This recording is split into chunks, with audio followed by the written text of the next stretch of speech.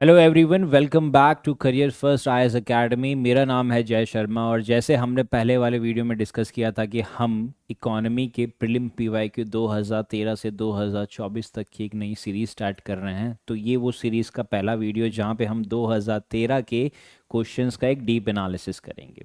जैसे हमने पहले भी कहा था कि हम ये वीडियो में ये नहीं देखेंगे कि सिर्फ ये क्वेश्चन का करेक्ट ऑप्शन क्या है। इनफैक्ट हम ये भी देखेंगे कि ये पर्टिकुलर क्वेश्चन में जो रिमेनिंग 3 क्वेश्चंस इनकरेक्ट है वो क्यों हुए हैं एंड वो सब्सिक्वेंट ईयर्स में यूपीएससी उन पे किस तरीके से क्वेश्चंस फ्रेम कर सकता है। राइट, तो यही थीम रहेगी कि हम थीम बेस्ड क्वेश्चंस पे जा रहे हैं। राइट, तो जैसे हम पहला क्वेश्चन समझते हैं। फर्स्ट क्वेश्चन इज जहाँ पे पूछा गया है कि इंडिया में in India deficit financing is used for raising resources for, यानी कि डेफिसिट फाइनेंसिंग को अगर हम यूज़ करते हैं क्या टाइप के रिसोर्सेज रेज करने के लिए उसको यूज़ किया जाता है। क्या वो इकोनॉमिक डेवलपमेंट के लिए किया जाता है, क्या वो रिडेम्पशन ऑफ पब्लिक डेब्ट के लिए किया जाता है, क्या वो adjusting the balance of payment किया जाता है, या फिर वो रिड्यूसिंग द फॉरेन डेब्ट किया जाता है। अब जैसे हमें पता है कि अब इसको अगर हम ब्रेक डाउन करते हैं तो डेफिसिट फाइनेंसिंग का मतलब समझते हैं कि government of India deficit financing क्यों करती है। क्योंकि गवर्नमेंट ऑफ इंडिया का एक्सपेंडिचर जब ज़्यादा हो जाता है तो वो फाइनेंसिंग में डेफिसिट हो जाता है। अब गवर्नमेंट ऑफ इंडिया में हम देखते हैं कि हमारे कॉन्स्टिट्यूशन में भी लिखा गया है कि we are welfare state of economics, यानी कि हम वेलफेयर स्टेट का कॉन्सेप्ट है कि हम सोसाइटी के वेलफेयर के लिए लोकतंत्र आया है यहाँ पे। ठीक है, democracy is for the people by the people end of the people, यानी कि लोगों के वेलफेयर के लिए ये जो चीज़ें आई है। तो उसके सिनेरियो में हम कह सकते हैं कि जब सरकार का ज़्यादा खर्चा होगा तो वो किसके लिए होगा, मेजरली वो रहेगा for the welfare of the people. ठीक है, तो यानी कि अब सवाल पे अगर हम वापस आते हैं कि डेफिसिट फाइनेंसिंग में क्या टाइप के रिसोर्सेज रेज करने के लिए यूज़ किया जाता है, तो इसका करेक्ट आंसर आ जाता है option A, that is economic development. अगर हम रिडेम्पशन ऑफ पब्लिक डेब्ट की बात करें तो पब्लिक डेब्ट क्या होता है कि गवर्नमेंट का लोन। राइट, यानी कि गवर्नमेंट के लोन का रिडीम करवाना, यानी कि गवर्नमेंट के लोन का रीपे करवाना। तो कभी भी जब डेफिसिट फाइनेंसिंग होती है तो उसको गवर्नमेंट के लोन को रीपे करने के लिए नहीं किया जाता। ये एक्चुअली ऑब्जर्व किया गया था 1990s में। दैट मीन्स का बिफोर इकोनॉमिक रिफॉर्म जो इंडिया की सिचुएशन थी, जिसके अंदर बताया गया था कि इंडिया में जो भी गवर्नमेंट एक्सपेंडिचर हो रहा है वो पब्लिक बोरोइंग के थ्रू हो रहा है। ठीक है, एंड जो भी हमारा रेवेन्यू आ रहा है वो जो गवर्नमेंट का रेवेन्यू है वो रेवेन्यू का 40% कहाँ जा रहा है, वो लोन को रीपेमेंट करने के लिए। तो दैट मीन्स कि यहाँ पे इकोनॉमिक डेवलपमेंट नहीं बन रहा है, कोई भी तरीके का कैपिटल एसेट नहीं बन रहा है जो एट द एंड इकोनॉमी में और ज़्यादा ग्रोथ या डेवलपमेंट लेके आए। तो उसके accordingly second option is incorrect. Whereas third बोला गया है कि adjusting the balance of payments. Now balance of payment क्या होता है कि एक कंट्री का इंपोर्ट और एक्सपोर्ट जो डिपेंड करता है कि हमारा जो प्रोडक्शन कैपेसिटी वो हमारी कितनी है। तो अगर अब आपका बैलेंस ऑफ पेमेंट नेगेटिव में चला जा रहा है तो उसमें आप डेफिसिट फाइनेंसिंग यूज नहीं कर रही है गवर्नमेंट, उसके अंदर क्या यूज कर रही है, एक्सपोर्ट को और ज्यादा प्रमोट करना चाह रही है, इंपोर्ट पे रिस्ट्रिक्शंस लगाना चाह रही है, डोमेस्टिक मैन्युफैक्चरिंग को और ज्यादा इंक्रीज करना चाह रही है। राइट, तो उसके अकॉर्डिंगली ये भी इनकरेक्ट हो गया। वेरएज फोर्थ है कि हमारा फॉरेन डेब्ट रिड्यूस करेंगे। फॉरेन डेब्ट यानी कि सरकार ने कोई भी फॉरेन इंस्टीट्यूशन से या कोई फॉरेन कंट्री से लोन लिया गया है तो क्या वो डेफिसिट फाइनेंस से रिड्यूस होगा, नहीं, वो भी नहीं होगा। तो इसका करेक्ट आंसर आ जाएगा ऑप्शन ए।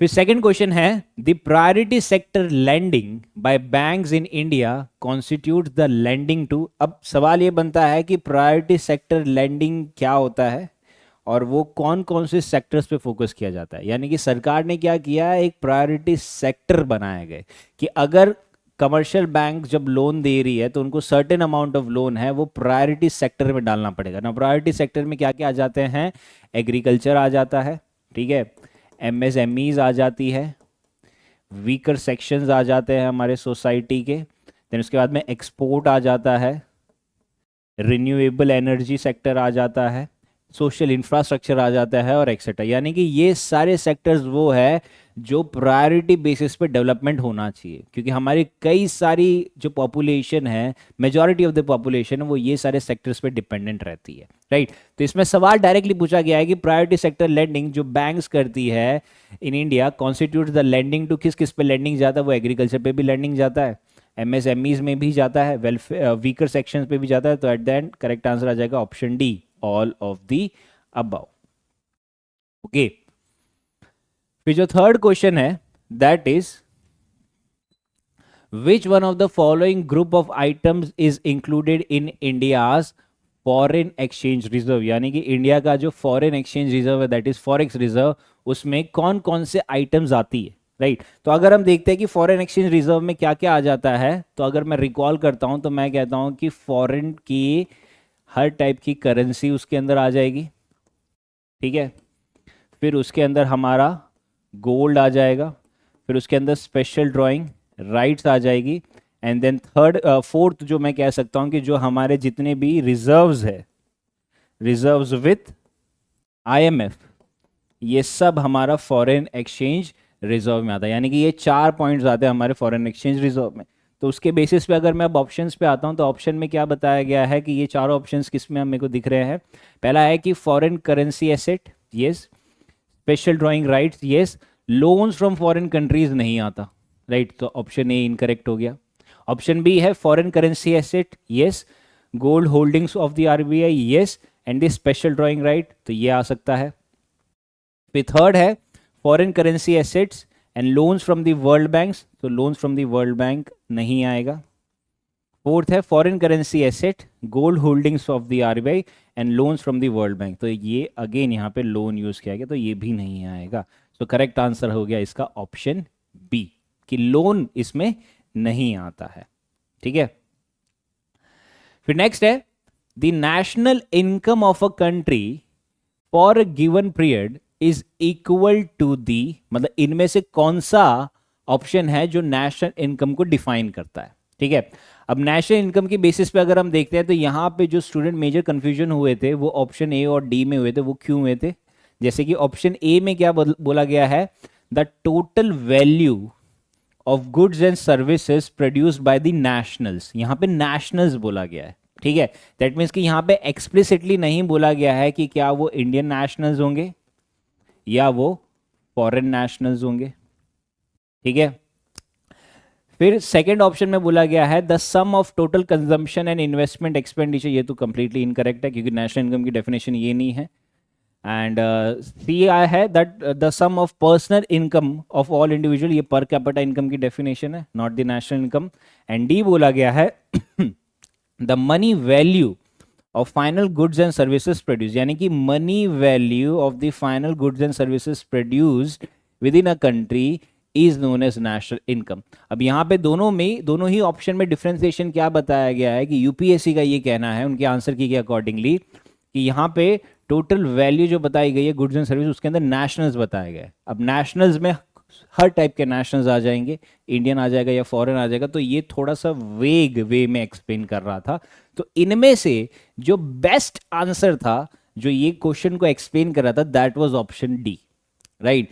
तो हमेशा अब जैसे अब मान लीजिए कि इसकी जगह कोई और टाइप का ऑप्शन होता, जैसे इस टाइप का कोई और ऑप्शन होता, तो वहां पे हम ऑप्शन ए ही जाते, क्योंकि यूपीएससी का ये मानना होता है कि जो आपको ऑप्शंस दिए हैं वो ऑप्शंस में से सबसे बेस्ट आंसर कौन सा रिप्रेजेंट कर रहा है क्वेश्चन को, वो राइट है, राइट। सो दैट मीन्स कि ये दोनों में कुछ ओवरलैपिंग चीजें हैं, राइट। इसके अंदर मनी वैल्यू बोला गया, इसके अंदर टोटल वैल्यू बोला गया, बट इसके अंदर जो नेशनल्स यूज किए हैं वो थोड़ा सा वेग वे में यूज किया है।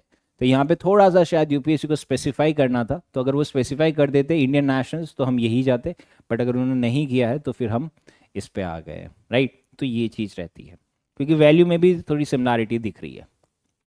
फिर नेक्स्ट क्वेश्चन है which of the following constitutes capital account, कि कैपिटल अकाउंट कौन सा होता है। कैपिटल अकाउंट वो होता है जहां के इन्वेस्टमेंट से मेरे यहाँ पे कोई भी तरीके का एसेट क्रिएशन होता है, राइट। तो एसेट क्रिएशन कब होगा, जब मेरे कंट्री में पैसा आएगा। तो आपकी कंट्री में वेरियस तरीके से पैसा आता है।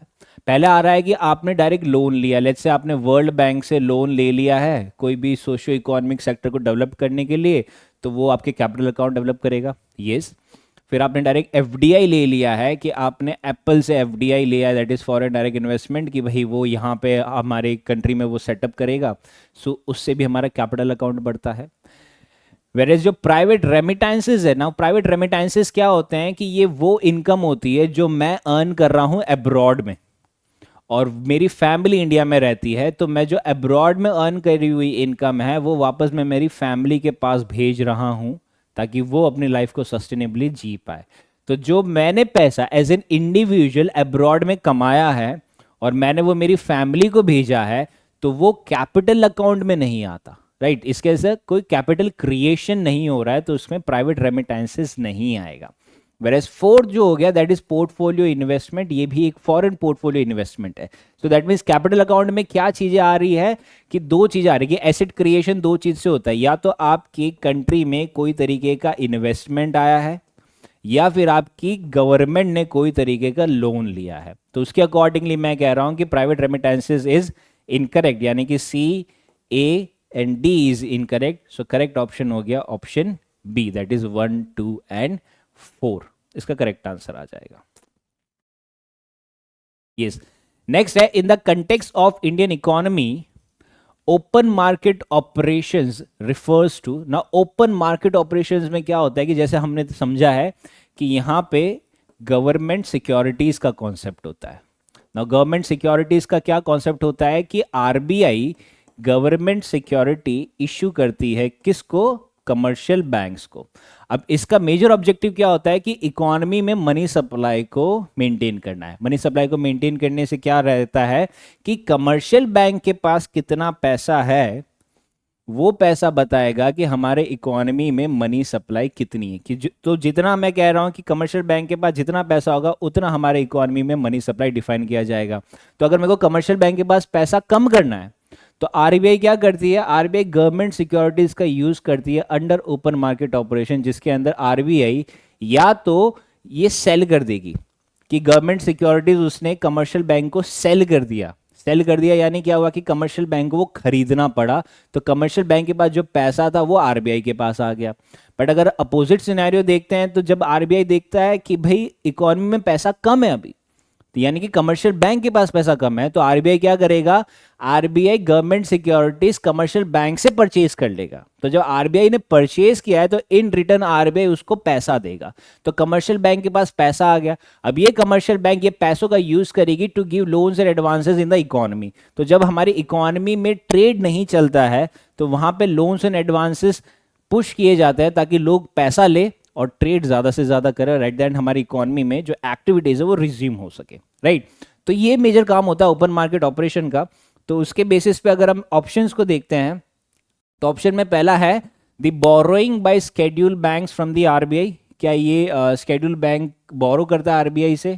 No, incorrect. सेकंड है lending by commercial bank to industries and trade, that is also incorrect. Third, purchase and sale of government securities by the RBI, that is correct, right? So option D is also incorrect. So इसका correct answer आ जाएगा option C. Next है to obtain full benefits of the demographic dividend, what should India do? कि India में अगर demographic dividend का benefit हमें लेना है तो हमें क्या करना चाहिए? तो अगर हम डेमोग्राफिक डिविडेंड को समझते हैं तो ये क्या हो जाता है? डेमोग्राफिक यानी कि आपकी जो पॉपुलेशन है आपने उसको डिवाइड किया गया है, डेमोग्राफिक को, कि एज के बेसिस पे डिवाइड किया। जस्ट टेक एन एग्जांपल, आपने एज के बेसिस पे डिवाइड किया है, आपने जेंडर के बेसिस पे डिवाइड किया है। तो अगर हम एज के बेसिस पे आते हैं तो यहाँ पे हम देखते हैं कि 3 टाइप की एज होती है। एक हो जाती है young age as a children की, फिर वो चिल्ड्रन जब वर्क करने लग जाता है वर्किंग एज, और थर्ड हो जाता है ओल्ड एज। तो अगर हम वर्किंग एज का देखते हैं तो वर्किंग एज में क्या हो जाता है कि एज फ्रॉम 15 टू 64, ठीक है, 15 टू 64। अब ये वो वर्किंग एज पॉपुलेशन है जो हमारे इकोनॉमी में प्रोडक्टिव रहती है, राइट। प्रोडक्टिव यानी कि यही वर्किंग एज पॉपुलेशन जो काम करती है, क्योंकि इससे पहले तो बच्चे होते हैं और इसके बाद में हम बूढ़े हो जाते हैं। तो हमारी इकोनॉमी में जो लोग काम करते हैं वो यही एज के बिलोंग करते हैं, राइट। अब from the government point of view क्या रहता है कि इंडिया में देखा जाए तो जो ये एज की पॉपुलेशन है फ्रॉम 15 टू 64, ये ऑलमोस्ट 65% पॉपुलेशन है ऑफ इंडिया टोटल पॉपुलेशन, यानी कि 140 करोड़ की जनता में से 65% पॉपुलेशन हमारे पास वर्किंग एज पॉपुलेशन है। बट यहाँ पे सवाल ये बनता है कि क्या ये वर्किंग एज पॉपुलेशन को हमने एजुकेशन दिया है कि वो अच्छे से काम कब करेगा? जब उसको हम एजुकेशन देंगे और जब हम उसको एम्प्लॉयमेंट देंगे, तभी वो अच्छे से काम कर पाएगा ना। तो पॉइंट ये हो जाता है कि अगर आपको डेमोग्राफिक डिविडेंड का फुल बेनिफिट लेके आना है तो आप तब ले सकते हो जब आप ये वर्किंग एज पॉपुलेशन को काम दोगे, एम्प्लॉयमेंट दोगे, अच्छा एजुकेशन दोगे, जिसके बेसिस पे वो एम्प्लॉयमेंट लेगा। दैट मीन्स कि उसको आपकी स्किल डेवलप करवानी पड़ेगी, तब जाके वो अच्छी जॉब ले पाएगा और आपको बेनिफिट मिलेगा। तो उसके बेसिस पे अगर हम ऑप्शंस देखते हैं तो पहला क्या है कि आप बेनिफिट कब ले पाओगे, जब आप प्रमोटिंग फुल स्किल डेवलपमेंट, कि आप ये वर्किंग एज पॉपुलेशन का स्किल डेवलपमेंट करोगे, सो दैट इज राइट। मेरे सेकंड स्टेटमेंट बोला गया है कि introducing more social security reforms, कि अगर आप सोशल सिक्योरिटी रिफॉर्म्स लेके आओगे तो उससे एक इनडायरेक्ट बेनिफिट आएगा, कोई भी डायरेक्ट बेनिफिट नहीं है। अगर आप इन्फेंट मोर्टेलिटी रेट रिड्यूस करते हो तो उससे भी इनडायरेक्ट बेनिफिट है, कोई भी तरीके का डायरेक्ट बेनिफिट नहीं है। और अगर आप हायर एजुकेशन को प्राइवेटाइज कर दोगे तो वो और ज़्यादा एक्सपेंसिव हो जाएगा। ऑलरेडी हमारा हायर एजुकेशन बहुत एक्सपेंसिव हो गया, बहुत सारे लोग अफोर्ड ही नहीं कर पाते हैं। तो अगर ये और ज़्यादा प्राइवेटाइज हो गया तो यानी कि गवर्नमेंट कॉलेजेस बंद हो गई, ओनली प्राइवेट कॉलेजेस है, तो बहुत ज़्यादा एक्सपेंसिव हो जाएगी, तो वो नहीं रहेगा। सो इसका करेक्ट आंसर आ जाता है ऑप्शन ए। देन है a rise in general level of prices may be caused by, कि अगर एक राइज हो रहा है जनरल लेवल ऑफ प्राइसेस में तो किस किस तरीके से हो सकता है। फर्स्ट है कि मनी सप्लाई इंक्रीज हो जा रहा है, यस। सेकंड है a decrease in aggregate output, yes. Third है an increase in effective demand. ये तीनों को हम कैसे समझते हैं, जैसे पहला है इंक्रीज इन मनी सप्लाई, तो हम समझते हैं कि इकोनॉमी में जब मनी सप्लाई बढ़ती है, मनी सप्लाई बढ़ना यानी क्या होता है कि कमर्शियल बैंक के पास पैसा बढ़ गया। तो जब कमर्शियल बैंक के पास पैसा बढ़ता है तो यानी कि इकोनॉमी में लोन्स एंड एडवांसेस ज़्यादा मिलते हैं। तो इकोनॉमी में जब लोन्स एंड एडवांसेस ज़्यादा मिलेंगे तो लोग खर्चा ज़्यादा करेंगे, लोग खर्चा ज़्यादा करेंगे तो लोगों के हाथ में पैसा ज़्यादा आएगा। तो जब मेरे हाथ में पैसा अगर ज़्यादा आने लग जाएगा लेकिन सप्लाई अभी भी उतनी है, जो गुड्स एंड सर्विसेज की सप्लाई है वो उतनी है, लेकिन इकोनॉमी में पैसा ज़्यादा बढ़ने से मेरा परचेजिंग पावर बढ़ गया। तो जब मेरा परचेजिंग पावर बढ़ेगा तो मैं अल्टीमेटली क्या रहेगा कि मैं जो सप्लाई सेम है बट मेरा परचेजिंग पावर बढ़ने से मैं डिमांड ज़्यादा करने लग जाऊंगा। तो जब मैं डिमांड ज़्यादा करने लग जाऊंगा तो ये अल्टीमेटली क्या चीज़ दर्शा रहा है कि मनी की वैल्यू डिक्रीज हो गई है। क्योंकि पहले जब मैं 1000 रुपए कमा रहा था तब मैं कुछ certain amount of goods and services demand कर रहा था, अब मैं 1500 रुपए कमा रहा हूं तो अगेन मैं जो गुड्स एंड सर्विसेज की डिमांड है वो मैंने इंक्रीज कर दी। क्यों? क्योंकि मैं 500 रुपए ज्यादा कमा रहा हूं। तो इससे क्या होगा कि इससे डिमांड और सप्लाई के बीच में एक मिसमैच आ जाएगा। मिसमैच क्यों आया? क्योंकि इन्फ्लेशन बढ़ गया, लोगों के हाथ में पैसा बढ़ गया, जिससे मनी की वैल्यू जो है वो थोड़ी डिक्रीज हो गई है। Right, so the first thing is increase in money supply से मैं कह सकता हूं rise in general level of prices होता है। मेरे सेकंड पॉइंट बोला गया है a decrease in the aggregate level of output, कि एग्रीगेट लेवल ऑफ आउटपुट कम हो गया, यानी कि सप्लाई कम हो गई। सप्लाई कम हो गई पर डिमांड तो उतनी है। तो इससे क्या होगा कि अगेन डिमांड और सप्लाई के बीच में मिसमैच हो जाएगा, और ये सिनेरियो को हम कह सकते हैं द कॉस्ट पुश इन्फ्लेशन, कि सप्लाई कम हो गई है तो कॉस्ट पुश इन्फ्लेशन बढ़ गया है। फिर थर्ड सिनेरियो में बोला है कि N increase in the effective demand, कि सप्लाई उतनी है पर डिमांड बढ़ गई है। तो जब डिमांड बढ़ जाएगी तो अगेन सप्लाई और डिमांड के बीच में मिसमैच हो जाएगा, और इस समय जो इन्फ्लेशन बढ़ेगा that will be demand pull inflation. तो ये डिमांड पुल इन्फ्लेशन का पार्ट आ जाएगा। राइट, तो इसके अकॉर्डिंगली हम देख सकते हैं तीनों ही स्टेटमेंट करेक्ट है, that is option D is the right answer. Then है which one of the following is likely to be most inflationary, कि सबसे ज्यादा इन्फ्लेशनरी इसमें से कौन सा है। राइट, कि इनमें से सबसे ज्यादा इन्फ्लेशन किससे होगा? क्या जब पब्लिक डेब्ट का रिपेमेंट होगा, यानी कि सरकार जब अपना लोन चुकाएगी तो क्या उससे इन्फ्लेशन बढ़ेगा? नहीं। Borrowing from public finance, borrowing from the public to finance budget deficit, that is also wrong, कि अगर मैं अपने बजट डेफिसिट सरकार करने के लिए बोरो कर रही है तो दैट इज ऑल्सो रॉन्ग, इससे भी इन्फ्लेशन नहीं बढ़ेगा। थर्ड है borrowing from banks to finance a budget deficit, that is also incorrect. Right, कि पहले पब्लिक से बोरो कर रही है फिर बैंक से फॉलो कर रही है, तो एक रॉन्ग है तो दूसरा भी रॉन्ग होना ही है। फिर फोर्थ आ जाता है creating new money to finance a budget deficit, that is right, क्योंकि आपने क्या किया है कि नया मनी का क्रिएशन किया है। यानी नया मनी का क्रिएशन करने से क्या होगा कि इकोनॉमी में मनी सप्लाई बढ़ जाएगी। तो जितनी ज़्यादा इकोनॉमी में मनी सप्लाई बढ़ेगी, क्या वही तरीके से सप्लाई जो गुड्स एंड सर्विसेज की सप्लाई है क्या वो भी इंक्रीज होगी? नहीं होगी। तो इससे क्या होगा कि डिमांड और सप्लाई के बीच में वापस मिसमैच हो जाएगा, जो अल्टीमेटली एक इन्फ्लेशनरी स्टांस यहाँ पे डेवलप होता रहेगा। तो option D is correct.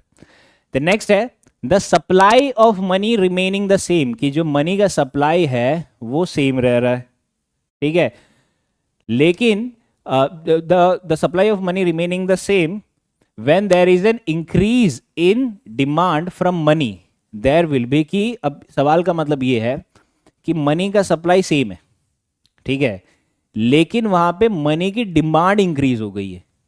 Okay, तो ये एक सोचने की बात है कि अगर मनी का सप्लाई सेम है तो मनी की डिमांड इंक्रीज होगी तो वहां पे क्या हो जाएगा, ठीक है। तो यहां पे हम समझते हैं कि a fall in level of prices नहीं, an increase in the rate of interest, yes, a decrease in the rate of interest, no, an increase in the level of income and employment, that is also wrong, right। तो इसको अगर हम break down करते हैं तो break down करके मैं ये कह सकता हूँ कि इकोनॉमी में जब मनी सप्लाई बढ़ गया, ठीक है, तो जब मनी सप्लाई बढ़ गया तो यानी कि लोगों के सॉरी यहाँ पे बोला है कि मनी सप्लाई सेम है, सॉरी यहाँ पे बोला है कि जो मनी सप्लाई है इकोनॉमी में वो सेम है, ठीक है, लेकिन लोगों की जो डिमांड है वो बढ़ गई है।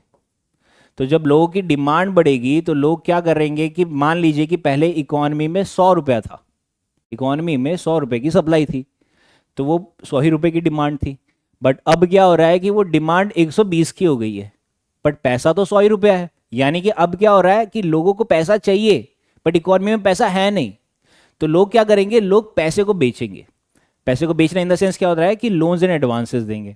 तो जब लोन्स एंड एडवांसेस देंगे तो वहां पे जो इंटरेस्ट रेट ऑफ इंटरेस्ट होगा वो इंक्रीज हो जाएगा। क्यों? क्योंकि मनी की सप्लाई कम है बट उसकी डिमांड बढ़ गई है। तो जो 20 रुपए की डिमांड इंक्रीज हुई है वो 20 रुपए लोग लोन देंगे और वो उस पर इंटरेस्ट रेट कमाएंगे। तो उससे हम कह सकते हैं कि रेट ऑफ इंटरेस्ट जो होगा वो इंक्रीज हो जाएगा, ठीक है। नेक्स्ट है the economic growth in country X, की एक कंट्री है X, will necessarily have to occur if, कि एक कंट्री में इकोनॉमिक ग्रोथ कब होगा, नेसेसरीली, यानी कि ये की डिमांड समझना, दिस एन एक्सट्रीम वर्ड, कि यहां पे नेसेसरी बोला गया है कि कंपलसरी वहां पे ग्रोथ होगा। कब? क्या वहां पे टेक्निकल प्रोग्रेस से होगा एक वर्ल्ड इकोनॉमी में? नहीं। क्या वहां पे पॉपुलेशन ग्रोथ होगी कंट्री एक्स में? वो भी नहीं। क्या वहां पे कैपिटल फॉर्मेशन होगा कंट्री एक्स में? That is right. The volume of grew the volume of trade grows in the world economy, that is wrong. तो यहां पे क्या कह सकते हैं कि कैपिटल फॉर्मेशन जब होगा तब वहां पे क्या रहेगा, वहां पे एसेट का क्रिएशन होगा। एसेट क्रिएशन यानी क्या रहेगा कि मैंने कैपिटल एक्सपेंडिचर करके एक मशीनरी सेटअप करी है, वो मशीनरी क्या कर रही है कि सेमीकंडक्टर चिप्स बना रही है, और ये सेमीकंडक्टर चिप्स का मैं यूज करूंगा स्मार्टफोन्स में, लैपटॉप्स में या अदर इलेक्ट्रॉनिक डिवाइसेस में। तो कहने का मतलब क्या है कि जितना ज्यादा कैपिटल आपका बनेगा उतना ज्यादा आपका एसेट बनेगा, और एसेट क्या करेगा, एसेट आपको रिजल्ट देगा, वो आपको ग्रोथ की तरफ कंपलसरी ही लेके आएगा। एंड हेंस हमारे में कैपिटल एक्सपेंडिचर की काफी ज्यादा जरूरत है। तो हेंस यहां पे करेक्ट आंसर आ जाता है ऑप्शन सी। देन है the balance of payment of a country is a systemic record of, कि बैलेंस ऑफ पेमेंट क्या कहते हैं। सो बैलेंस ऑफ पेमेंट जहां तक हमने समझा है उसके हिसाब से हम कह रहे हैं कि ये क्या है, ये इंपोर्ट और एक्सपोर्ट का ट्रांजैक्शन है एक कंट्री का एक पर्टिकुलर टाइम के अंदर, यानी कि एक साल के अंदर। So this statement is right. Balance of payment तो ये होता है ना कि कितना इंपोर्ट हुआ हमारा, कितना एक्सपोर्ट हुआ है। फिर बी में कहा गया goods exported from a country during a year, no. C में कहा है economic transactions between the government of one country to another. अब यहां पे स्टूडेंट को कंफ्यूजन तो हुआ, ऑप्शन सी भी लोगों को राइट लगा, बट अगर हम बैलेंस ऑफ पेमेंट का देखते हैं तो बैलेंस ऑफ पेमेंट में दोनों आ जाता है, उसके अंदर गवर्नमेंट के ट्रांजैक्शंस भी आ जाते हैं और जो प्राइवेट ट्रांजैक्शंस होते हैं वो भी आ जाते हैं, राइट। यानी कि इंपोर्ट और एक्सपोर्ट गवर्नमेंट और प्राइवेट दोनों का आ जाता है। वेरेज यहाँ पे स्टेटमेंट सी में क्या बोला गया है कि सिर्फ गवर्नमेंट का बोला गया, तो इसके चलते ये रॉन्ग कर दिया गया। ठीक है। फिर बोला है capital movements from one country to another, that is also incorrect. So इसका करेक्ट आंसर आ जाएगा ऑप्शन ए। देन है the disguised unemployment generally means. Disguised unemployment क्या होता है कि मान लीजिए कि एक एग्रीकल्चरल फार्म है, ठीक है, जिसकी प्रोडक्टिविटी है कि वो 100 टन्स ऑफ ग्रेन्स बनाता है हर साल, ठीक है, और इस समय उसमें 4 फार्मर्स काम कर रहे हैं। तो अगले साल क्या हुआ कि अगले साल ये फार्मर्स ने 2 और फार्मर्स को बुला लिया, यानी कि 4 + 2 यानी कि 6 फार्मर काम कर रहे हैं। 6 फार्मर काम कर रहे हैं, एंड जब साल खत्म हुआ तो पता चला जो प्रोडक्शन पहले 100 टन्स था अभी भी वो 100 टन्स ही है। दैट मीन्स कि जो एक्स्ट्रा 2 ऐड हुए हैं उनकी जो मार्जिनल प्रोडक्टिविटी है वो 0 है, राइट। सो दैट मीन्स ये दो जो है वो डिस्गाइज्ड अनएम्प्लॉयमेंट का पार्ट बने हैं, राइट। तो उसके बेसिस पे अगर हम स्टेटमेंट पढ़ते हैं तो स्टेटमेंट में जो पहला स्टेटमेंट ऑप्शन है that is large number of people remain unemployed, right. ये तो नॉर्मल अनएम्प्लॉयमेंट की डेफिनेशन है, not the disguised unemployment. Then alternative employment is not available. Now ये ऑल्टरनेटिव एम्प्लॉयमेंट नहीं है, ये कॉज हो सकता है डिस्गाइज अनएम्प्लॉयमेंट का, but that is not the definition कि मेरे को कोई ऑल्टरनेटिव एम्प्लॉयमेंट नहीं मिली इसलिए मैं फार्मिंग में चला गया। थर्ड है the marginal productivity of labour is 0, that is right, यानी कि option C is the correct answer. And then the productivity of worker is low, this is not disguise unemployment, this is just a structural flow चल रहा है economy में कि अभी productivity नहीं आ पा रही है, ओके, साइक्लिकल एम्प्लॉयमेंट का पार्ट कर सकते हैं। देन आ जाता है कि reserve bank of India regulates the commercial banks in the matters of. अब हमें पता है कि रिजर्व बैंक जो है it is a bankers bank, कि वो कमर्शियल बैंक का भी बैंक है, राइट। यानी कि हर टाइप की बैंक्स का जो अकाउंट होता है वो रिजर्व बैंक ऑफ इंडिया में होता है। जो बैंक जो रिजर्व बैंक ऑफ इंडिया ये पर्टिकुलर बैंक का लिक्विडिटी ऑफ एसेट मैनेज करता है, उसका ब्रांच एक्सपेंशन मैनेज करता है, कोई और बैंक के साथ मर्जर होगा तो मैनेज करेगा, कोई बैंक वाइंड अप होगा तो भी मैनेज करेगा, राइट। यानी कि कमर्शियल बैंक का लिक्विडिटी संभालना, ब्रांच एक्सपेंशन संभालना, मर्जर संभालना, वाइंडिंग ऑफ बैंक संभालना, हर चीज उसके अंदर आ जाता है। तो करेक्ट आंसर आ जाएगा option D, that is 1, 2, 3 and 4। Then an increase in the bank rate generally indicates. ना what exactly the bank rate is? Bank rate वो रेट ऑफ इंटरेस्ट होता है जहां पे हमारी जो सेंट्रल बैंक है दैट इज आरबीआई वो लोन देती है। किसको लोन देगी? वो कमर्शियल बैंक को लोन देगी, ठीक है। सो दैट मीन्स कि आरबीआई जिस रेट ऑफ इंटरेस्ट पे कमर्शियल बैंक को लोन दे रही है वो बढ़ गया है, यानी कि ये महंगा हो गया है। तो जब कमर्शियल बैंक को लोन महंगा हो जाएगा तो कमर्शियल बैंक जब लोगों को लोन देगी तो वो भी महंगे में ही देगी, राइट, क्योंकि कमर्शियल बैंक के पास भी पैसे वो आरबीआई से उठा रहा है फंडिंग, राइट। तो अब आरबीआई फंडिंग महंगी दे रहा है तो कमर्शियल बैंक जो जनरल पब्लिक यानी कि जब मुझे लोन देगी तो वो भी मुझे महंगा ही देगी, ठीक है।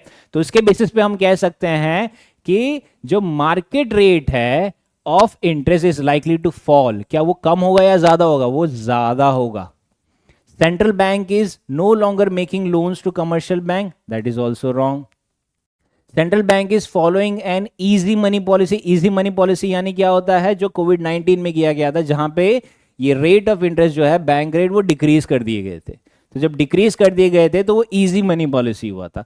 लेकिन यहां पे क्या हो रहा है कि ये रेट ऑफ इंटरेस्ट जो बैंक रेट है वो इंक्रीज कर दिया है। सो दैट मीन्स यहां पे क्या हो रहा है?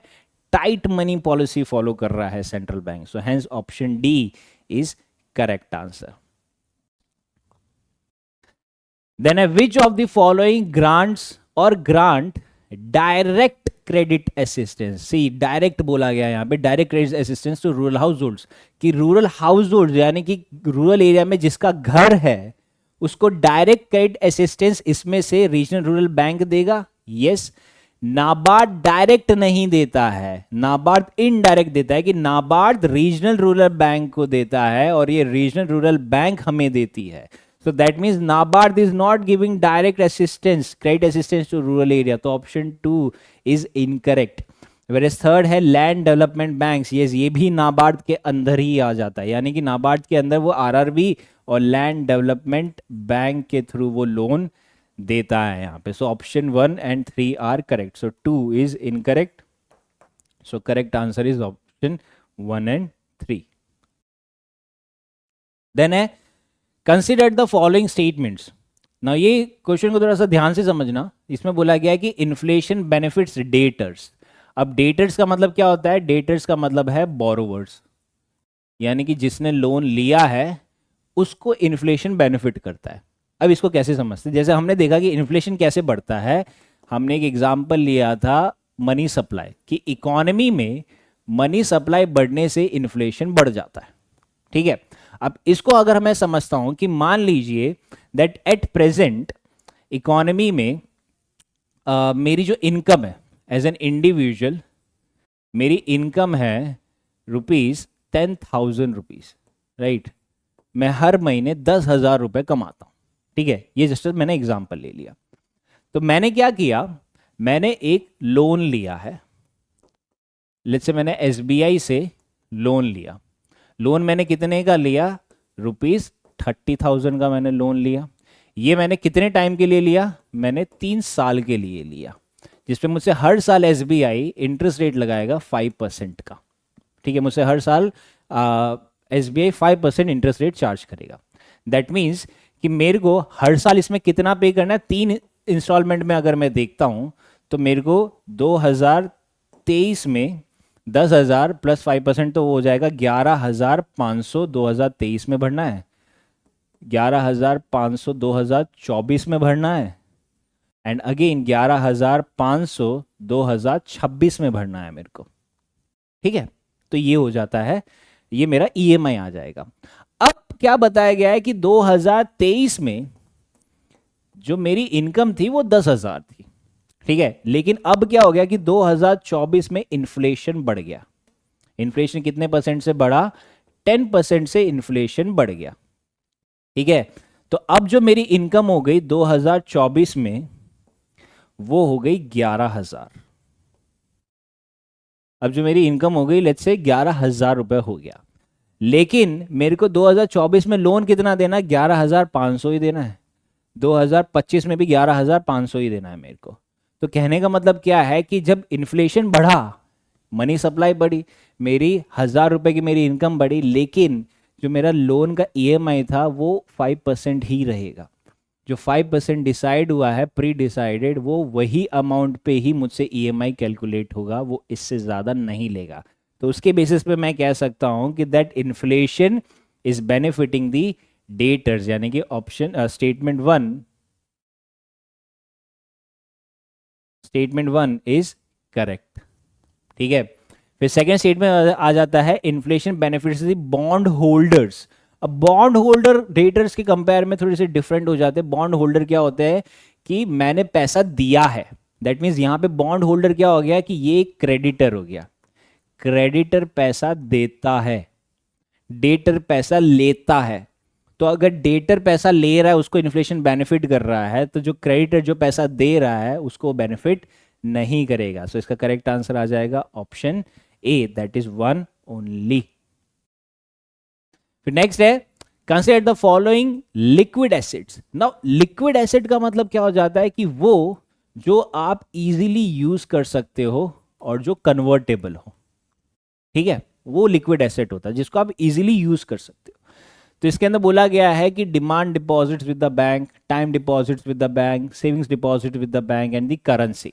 तो यहां बोला है the correct sequence of these assets in decreasing order of liquidity is, यानी कि हमें डिक्रीजिंग ऑर्डर ऑफ लिक्विडिटी में लेके आना है कि सबसे ज्यादा लिक्विडिटी किसकी है और सबसे कम लिक्विडिटी किसकी होती है।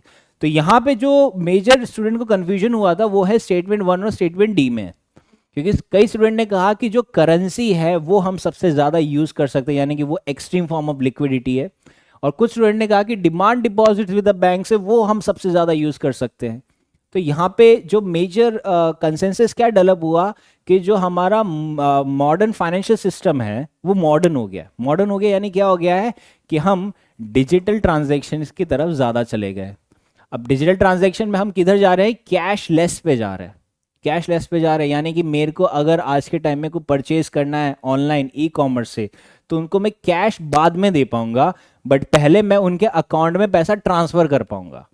तो वो अकाउंट में ट्रांसफर कब कर पाऊंगा? जब मेरे अकाउंट में यानी कि मेरे डिमांड डिपॉजिट में बैंक में पैसा है तो। अब मेरे पास कैश में कितना भी पड़ा हो बट मैं ई कॉमर्स में वो यूज़ ही नहीं कर सकता, मेरे को पहले बैंक में भराना पड़ेगा, तब जाके मैं उसको ई कॉमर्स में यूज़ करूंगा। तो यहाँ से क्या हुआ कि ये इवॉल्व हो गया, तो बोला कि सबसे ज़्यादा पैसा किधर है, डिमांड डिपॉजिट में सबसे ज़्यादा लिक्विड एसेट है, राइट। तो इसको बोला गया है। फिर बोला है कि फिर करेंसी पे आ जाता है, फिर सेविंग डिपॉजिट पे आ जाता है, फिर टाइम डिपॉजिट पे आ जाता है। सो 1432, तो उसके अकॉर्डिंगली करेक्ट आंसर आ गया option A. Yes, so this is it from today's video, जहाँ पे हमने ये सारे 2013 के इकोनॉमी के क्वेश्चंस को सॉल्व किया है। आई होप आप सभी को ये चीज़ समझ आया होगा, and will be covering more such kind of previous questions in the coming video. Till then, stay safe and study well. Thank you.